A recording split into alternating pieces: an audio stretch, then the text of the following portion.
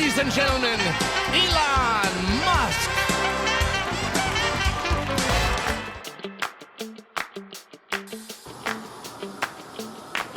He sent his own kind of rocket man on board a Tesla Roadster into orbit. Elon Musk. He's quite the specimen. We know him for PayPal, Tesla, and SpaceX, but we love him for being the greatest influencer CEO of our time. He can't stop tweeting, or should we say, teeting. He's fascinating in interviews. He loves performing under the spotlight, and he kind of gets a kick out of being an online troll. There's something that Elon really gets. While the nerds like to talk tech and the business people talk profit, Elon entertains, because the vast majority of people just want to have a good time. You see, Elon is a public relations genius. People don't just want Elon's products. They want Elon's opinions. They want Elon to rattle things up. They want Elon to start the fun so that they can join in too. Well, no. The Dogefather. Whether Elon's flavor of public relations was intentional or not, it works. It actually works really well. This is the story of why Elon Musk is the world's most savvy influencer CEO and how that came to be. Before we dive in, I want you to tell me in the comments below, what is your most memorable Elon moment? What's going on with you and Twitter? Some people use their hair to express themselves. I use Twitter. Walk us through when you decide to do a tweet. Think about it for hours. Do you? And I consult with my strategy team. Or maybe I'm wasted on it. It's gone. Today, Elon has over 83 million followers on Twitter, putting him in the top 10 next to the likes of presidents and celebrities. Elon knows how to deliver a daily dose of entertainment. The point of doing this is to just give the hardcore smackdown to gasoline cars. And he'll tweet at all hours of the day. Sometimes he'll tweet a meme. Sometimes he'll hurl an insult. Occasionally, he'll offer help to other countries. And often, he'll share a company update. What better way to market your newer product lines and successes? This is precisely why his companies have minuscule marketing budgets. Elon has quite a hardcore Twitter fan base. In fact, a larger proportion of his tweets tend to be replies. And he'll reply to anyone of any size, such as this guy who asked Elon if he'd consider buying a social media platform. To which Elon said, "I'm giving serious thought to this." As a result, there are thousands of people tweeting at Elon Musk every day, hoping to get a response from their beloved. Elon doesn't just stick to Twitter. No. Elon graces us with media appearances too. And he doesn't just go for the commencement speeches and industry conferences, because that's not very fun. Elon shows up to the Joe Rogan Show, and PewDiePie's meme review, and Saturday Night Live, and Hollywood movies. Yeah, good idea for an electric jet. You do. And then there are his stunts. From naming his newborn child after the coolest airplane ever, to launching a Tesla into space, to smashing the windows of his Cybertruck, Elon knows that if you want to get the public talking about you, you better give them something to talk about. There was some recent article about how I'm such a great marketer. And I say the stupidest things. That can't possibly be true. My issue is that I don't have a filter, not that I have too much of a filter. A friend asked me at a party, hey, what are you going to call a third generation car? I was like, well, we've got the S and the X, we might as well make it the E, you know. Can we show the footage of this? I think it's called, this thing is the power arm. Automatically plugs into your car when you get home. This looks a little wrong, Elon charms with his vulgarity and humor, and nothing is off limits, not even poking fun of his own companies. What's the actual biggest failure that you've gone through to get to where you are? I mean, we blew up 3 rockets in the beginning. You know some of these things are going to blow up on the launch pad. How does the business plan work? I don't really have a business plan. He started one of his companies, The Boring Company, as a joke. And then he created one of their product lines, the flamethrower, because, well, why not? Well, we didn't put a lot of time into the flamethrower. This was an off-the-cuff thing. I'm a big fan of Spaceballs, the movie.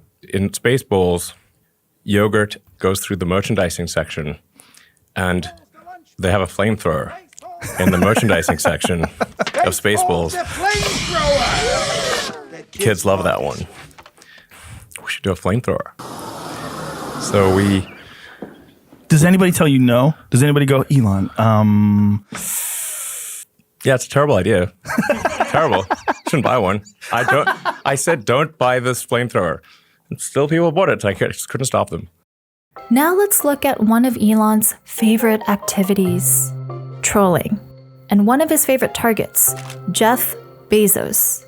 Elon and Jeff have a lot in common. They both founded companies, they're both billionaires, they both run space companies, but Elon doesn't like Jeff very much at all. You're competing with the likes of Jeff Bezos Jeff who?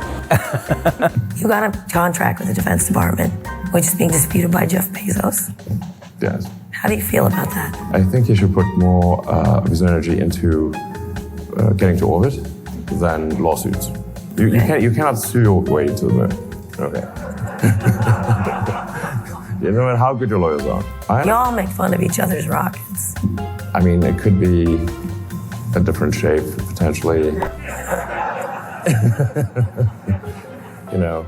Elon has a bone to pick with Jeff, and what better way to do that than publicly, on Twitter. When Bezos tweeted an inspirational message of how Amazon ignored all the naysayers in the early days to become what's now one of the most successful companies in the world, Elon responded with a #2 medal emoji to remind Bezos that Elon surpassed him as the world's most richest man. Luckily for Bezos, he isn't Elon's only target.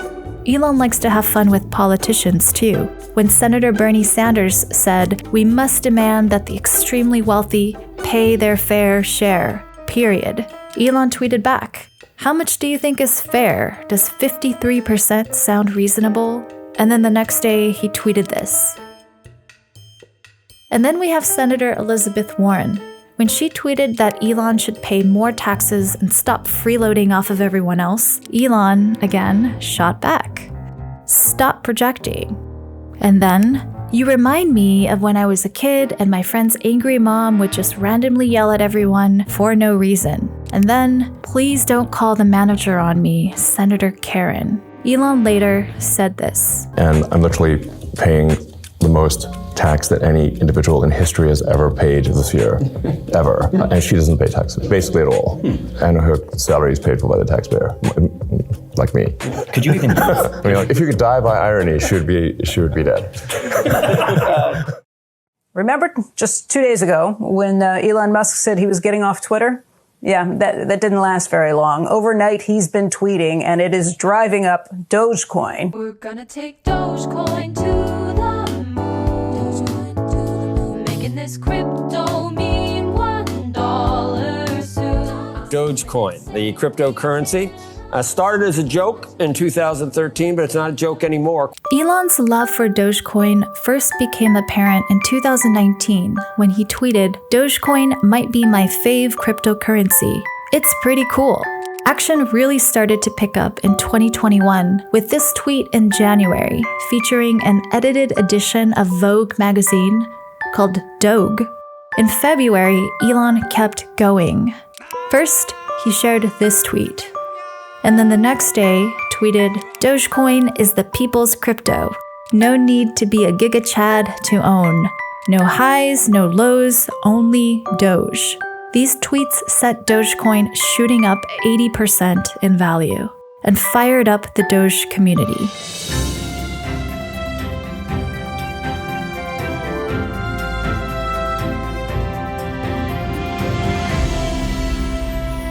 Do you think Dogecoin can really be the next currency for the world? Well, I mean, there's currently a poll to say, what do you want? I want it to go. I'm in. All right. So then, I think it should be the will of the people, you know? To the moon. To the moon. My Dogecoin went up because you tweeted. You're amazing. That May, Elon came on Saturday Night Live. The Dogefather. He also polled the Twitter community. Do you want Tesla to accept Dogecoin? 78% said yes. In September, Elon introduced his own Shiba Inu puppy, Floki, and of course, people jumped to making various cryptocurrencies named after Floki. In December, he announced that Tesla would indeed accept Dogecoin, which of course shot up the cryptocurrency's market value. The Doge community, I think, has great memes and loves dogs, and I love dogs and memes. There's Occam's razor, which is the simplest answer is the most likely one. Then there's a friend of mine came up with a variant on that the most ironic outcome is the most likely one. And then I have a variant on that, which is the most entertaining outcome is the most likely one. So if that is true, then the most ironic and entertaining outcome would be that the cryptocurrency that was started as a joke to make fun of cryptocurrencies ends up being the leading cryptocurrency. That would be the most ironic outcome.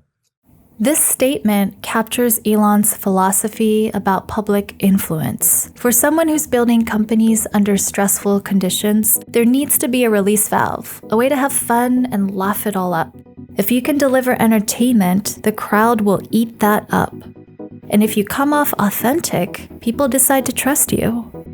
Somehow, this billionaire has managed to convince many that he's more for the people than those all-powerful, unethical corporations and the greedy, ungrateful government officials. It's ironic, actually, coming from someone whose companies have enjoyed lots of help from government funding. Somehow, Elon seems untouchable. When the public learned that Elon bought a 9% stake in Twitter, Twitter's stock price shot up 25%. When he made his bid for buying Twitter completely, he went straight to the platform's polls, asking the people what they believed and what they wanted. Elon has showed us that during a time when trust has collapsed in institutions, in politicians, in media, in corporations, that there's a new style of engaging with audiences that people are hungry for. And for Elon, it's helped him amass a large audience, it's helped him sell his products, and it's converted people to hop on the Elon train.